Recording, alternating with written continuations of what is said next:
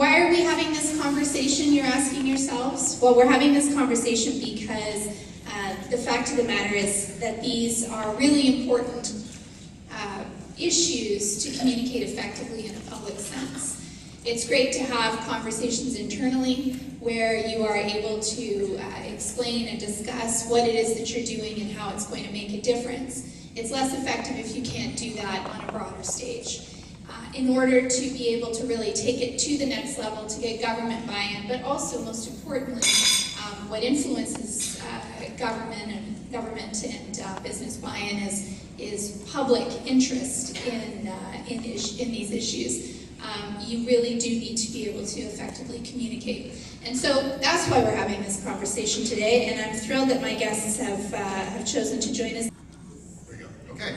All right. Well, I have 240 seconds, so let's get going here. The bioeconomy, it's the topic that's at hand, and why is it not going ahead? There we go. And the subject we're trying to decipher when it comes to communication. It seems simple enough, but it isn't really.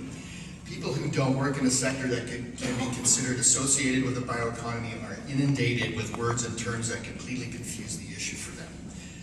Not only do we have the bioeconomy, we have terms like circular economy, clean economy, green economy, sustainable economy. There's even a blue economy. But it doesn't even stop there. Also associated with this conversation about the bioeconomy is a pretty important word, and one that was discussed earlier today, and that word is carbon. So now we have terms like low carbon, decarbonized, net zero carbon, carbon neutral, black carbon. And remember the blue economy that I just mentioned a moment ago? Well, there's also blue carbon as well. And while you might think that the connection between the two uses of the word blue is obvious, it isn't the case at all. They mean completely different things. So maybe we need to just cut straight to the issue and talk about the fact that the bioeconomy is based on biological analogs for incoming feedstocks, materials, and so on. Well, that just leaves us with words like biogenic, biomass, biomaterials, bioreactors, biorefineries, biofuels, bio all the time. All of these words are terms that are used when trying to tell stories about the bioeconomy.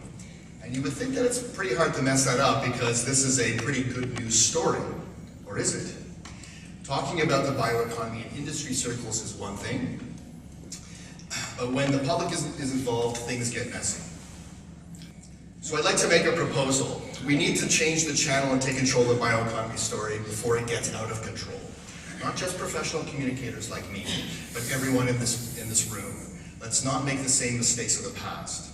Arguably, we kind of lost the battle over controlling the story over GMOs. Communicating about climate change is on life support. And in a related universe, at some point, the way we communicate about complex issues has contributed to many people not believing messages about a no-brainer like vaccination. So how do we fix that kind of thing? All of those terms that I mentioned earlier, there's nothing wrong with them.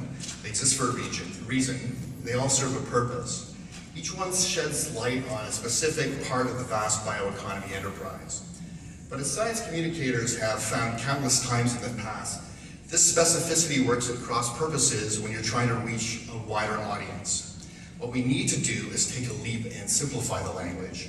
Tell stories that actually bring the message to a level where it actually resonates with what matters to people. I know what you're going to say, those terms I mentioned earlier ensure accuracy. But sometimes we have to sacrifice a little bit of accuracy if we want to get a lot of clarity. For example, and you might think this is a bit of a stretch, so bear with me. Think about the map of the London Underground, the tube. It's an icon of the city and a beacon of clarity. But it wasn't always that way. Not until a guy named Harry Beck came along and created what he called a new design for an old map. He didn't care about creating a map that accurately reflects the geographical reality of London, because it doesn't. He just figured out what people really want to know. And I can let you in on that revelation during our conversation following these remarks. But what I will say is that what we need is a coherent narrative with clear explanations of what the bioeconomy is and how it can contribute to a more sustainable and prosperous way of living. And if we succeed in explaining what the bioeconomy means, it will be evident to all that it does not occupy a niche, but is essential for everyone. And they will have the tools to navigate through it successfully.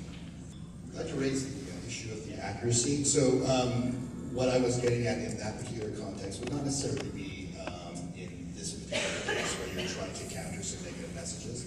It's not talking about is when you're building your story. Sometimes you might want to inundate an audience with a whole raft of facts. And it gets to a point where there's just too much out there. So if I can relate it back to the London Tube map that I was talking about.